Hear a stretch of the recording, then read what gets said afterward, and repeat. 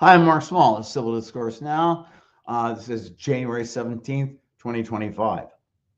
I closed the last podcast by saying, I didn't say, what about the courts putting a check on things? You know, the framers meant for us to have a way to defend ourselves from someone who is corrupt or incompetent or under the influence of hostile foreign power. And Trump fills the bill on all three. You got a trifecta there. What if the courts have a say on this? The courts would say, well, we're going to be dispassionate. As offensive as it sounds, gotta say it. 6 of those justices constitute the most corrupt Supreme Court in our history. The Roberts Court, I wrote a couple of months ago, sluts have fun, whores get paid. They got paid.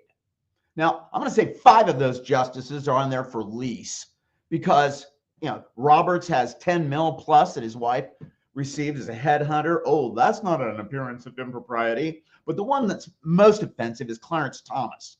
1, I'd like to see an odometer on his RV. I doubt he's traveled very far. But 2, he replaced Thurgood Marshall on the court. With anybody else, I'd say they were leased.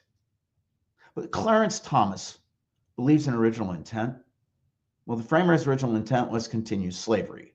So he should shut the fuck up. Sorry about that. Let's go to the other justices. Barrett lied about Roe versus Wade when she had her confirmation hearings at the Senate. Both she and Gorsuch were, Gorsuch was placed on the court after Merrick Garland was stalled. That was President Obama's nominee for a year. Our Mitch McConnell said, well, we want to make sure the incoming president can name his justice. Okay, fine, sure. That didn't work out that way. Then what happens? Barrett's sitting there, and it's not Amy Comey Barrett. It sounds like it's hyphenated. Another rather shallow ruse to try to lure progressive voters into believing, oh, there's a progressive on the court. No, she's anything but. She was in an organization in South Bend in which her title for a while was handmaiden. That tells you a lot. But she was rushed through. The president lawfully nominated her. Well, screw that. They will do as they're told to do. We don't know who paid all that credit card debt for Brett Kavanaugh. And sorry about that, Brett. I love beer too, but man, you give beer drinkers a bad name. So we're going to have action on the court, similar to what happened in the cases from the late 19th century that declared, for example, the 14th Amendment was meant to protect corporations. We kind of like booted all those decisions and said, well, they're not really the law anymore.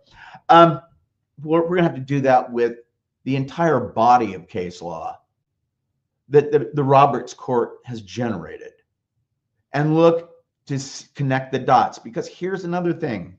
We need to determine what monies were paid or trips provided by people to specific justices on the court, and then follow up on that to find out, okay, was there a direct quid pro quo, and prosecute them.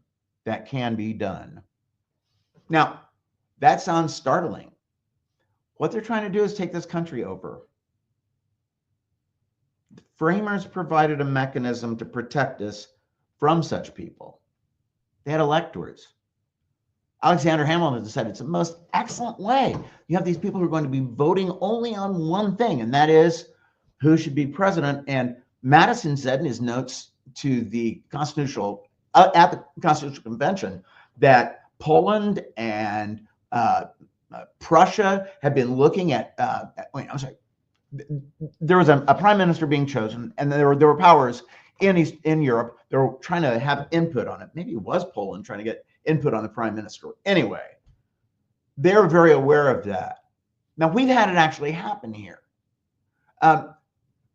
Putin put his bet on Trump. I don't think Putin thought they're really going to win, but they did. Now, if you're the enemy of a country and you can get the other side's president or prime minister, or whatever the appropriate office title, named, that would be really groovy, wouldn't it?